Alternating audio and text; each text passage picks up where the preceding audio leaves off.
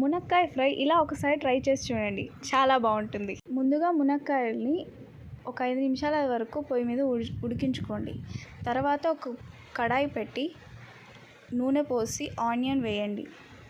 Onion golden colour వచ్చేంత వరకు wait చేసి తర్వాత పుదీనా, కొత్తిమీర, అల్లం వెల్లిపాయ పేస్ట్ వేసి వేయించుకోండి. పచ్చివాసన పోయిన తర్వాత పసుపు వేయించుకోండి. తర్వాత ములక్కాయల్ని వేసుకోండి. తర్వాత మీ టేస్ట్కి తగ్గట్టుగా కారం వేసుకోండి. కారం వేసిన తర్వాత మిగిలిన ములక్కాయలు కూడా వేయించుకోండి.